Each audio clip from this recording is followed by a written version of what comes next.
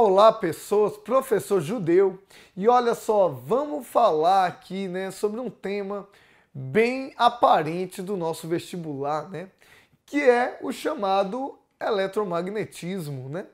Com respeito ao eletromagnetismo, uma coisa que ele sempre tem curtido, sempre tem aproveitado muito é a teoria disso. Né? Já faz algum tempo que eles não estão tão preocupados. Vez ou outra eles cobram uma fórmula ou outra do magnetismo, mas o que eles querem realmente é que você entenda os princípios. Princípios do magnetismo aqui que nós temos é isso aí. Corrente elétrica gera campo magnético, precisamos ficar ligados nisso, dado pela regra da mão direita. Com a sua mão direita você consegue fazer aí esse lance. Esse dedo é a corrente e os outros o campo magnético abraçando. Então a corrente elétrica produz um campo magnético ao redor, dado pela regra da mão direita. O nosso problema é tridimensional, apenas isso. Um detalhezinho com respeito ao magnetismo é você ficar ligado nisso. Sempre há um polo norte e um polo sul em um elemento eletromagnético.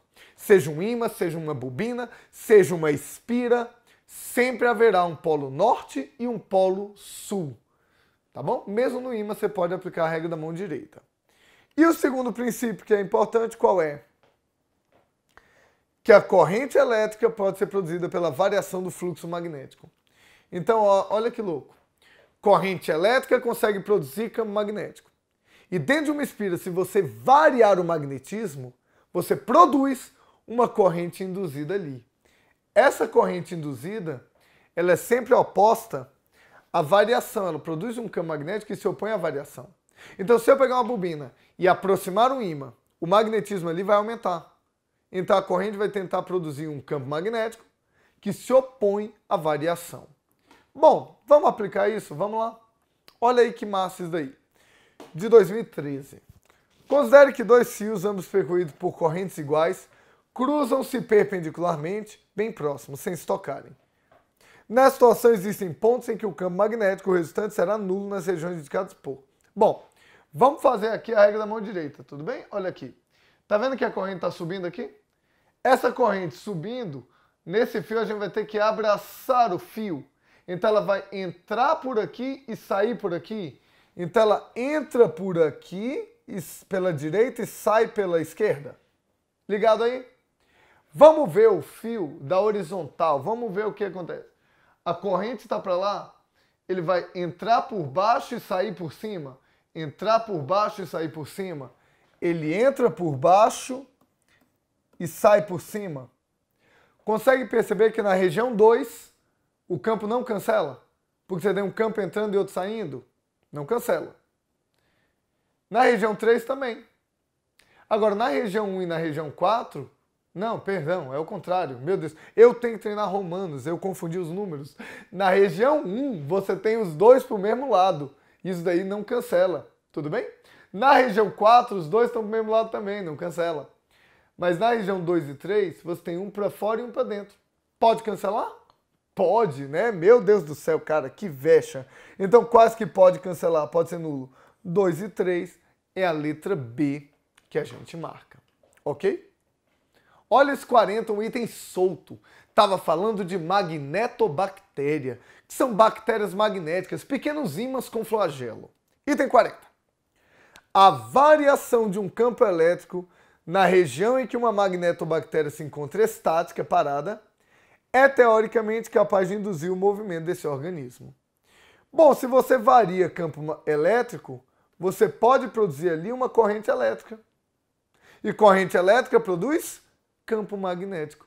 E campo magnético induz movimento em magnetobactérias. Consegue, na teoria, induzir movimento. O item está correto, né? Olha esse outro aí. A figura ilustra de forma esquemática as linhas de campo magnético da Terra no espaço que a circunda. A barra mostrada no meio do planeta representa um ímã, que geraria um campo equivalente ao da Terra. 68. Segundo a figura, o polo norte geográfico corresponde ao polo norte magnético do ímã, uma vez que no polo norte as linhas de campo magnético estão entrando na Terra. Você vai ficar ligado no detalhe. Para o planeta Terra, pelo menos atualmente, o polo norte magnético é o polo sul geográfico. É exatamente o contrário. Ele falou que o polo norte geográfico corresponde ao polo norte magnético.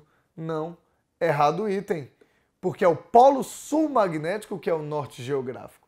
Ele queria ver se você estava ligado nesse lance. O 69, ele é meio que polêmico, né? Mas é bem interessante. Vamos fazer. Considerando que o campo magnético da Terra seja equivalente ao campo gerado por uma espira circular percorrida por uma corrente constante, com o eixo central coincidindo com a reta que une os polos sul e norte, é correto inferir que ao aplicar a regra da mão direita para o sentido de rotação na espira, o dedo polegar apontará para o polo sul. Bom, ele está falando aí da regra da mão direita, ele botou uma espira no equador. E aí essa espira no equador vai produzir o quê? Uma corrente. Essa corrente produz um campo magnético. Ele quer saber se o polegar vai estar para o polo sul. Galera, você tem duas interpretações aí. Você tem a interpretação corrente gerando campo, que foi útil naquela outra. Só que você pode fazer também assim, corrente e o campo magnético apontando ali. Eu não vou me preocupar com isso não. Não vou me preocupar, ele não falou ali, não falou leste, norte, sul, né? Então, vamos fazer a seguinte coisa, meu Deus do céu. Vamos fazer a seguinte coisa. Como é que são as linhas? Elas saem do norte e entram no sul. Elas sempre saem do norte e entram no sul. E aí lá dentro do ímã ele faz isso. Então, peraí. Você acha que o campo, como o polegar, vai estar apontando para o polo sul? Não, ele está apontando para o polo norte, lá dentro. Olha aí. Ele está apontando para o polo norte. Ah, professor, mas se ele quisesse falar do polo sul geográfico, ele não deixou claro isso. Então, se ele não deixou claro, é porque ele está falando isso daqui como polo geográfico. Caberia um recurso bonito nesse item. Mas o negócio é apontando para o polo sul geográfico. Ah, ele botou na figura bonitinho o que é polo sul e norte. Galera, você concorda que lá dentro ele aponta para o norte geográfico? A gente já não viu no item anterior que o polo norte geográfico é o sul magnético? Então, norte geográfico, peraí, falei errado. Ele aponta para o norte magnético como ímã. Norte magnético é o sul geográfico. Então a gente acaba marcando certo nesse item. Entretanto, ele deveria deixar claro se é o geográfico ou o magnético. E esse daí? Nós temos uma espira e um ímã que vai entrar na espira. Tá bom. Como o ímã está se aproximando, nós temos o quê? Uma variação de magnetismo que gera corrente elétrica. Vamos lá. 145. Se a espira ilustrada na figura fosse girada 90 graus com relação à posição mostrada, o fluxo magnético total que atravessaria nessa posição seria nulo. Um item de bom senso. Se você pegar essa espira que está de cara para o ímã, e girá-la 90 graus, concorda que não vai entrar fluxo magnético nenhum sobre ela? Então o fluxo magnético sobre ela vai ser nulo? Sim. Por quê? Porque o ângulo entre o eixo da espira e o campo vai ser 90. E aí não tem como. O sentido do vetor campo magnético no ímã ilustrado na figura é do polo sul para o polo norte. No ímã, ele está querendo no ímã. Sempre sai do norte e entra no sul, não é? Mas lá dentro do ímã, o que está acontecendo? Está indo do polo sul para o norte. Foi o que ele falou? Tá certo. Os dois itens certinhos. E mais esse? Se o ímã ilustrado aproximar-se da espira, nela aparecerá uma corrente induzida que percorrerá no sentido oposto ao indicado na figura. Bom, tem que fazer. Se ele estiver aproximando, o campo vai ficar mais forte. Se o campo ficar mais forte, se o fluxo ficar mais forte, nós temos que produzir na espira um contrafluxo contrário. Agora é a regra da mão direita. Se você quer produzir um campo para onde? Para cá, olha como é que tem que ser. Tudo bem? Quando ele está girando aqui, eu vou passar para cá. Olha aqui. Ele quer produzir um campo para cá, certo? Para produzir um campo para cá, ele vai ter que ter um sentido de corrente assim. Tudo bem? É o sentido mostrado na figura.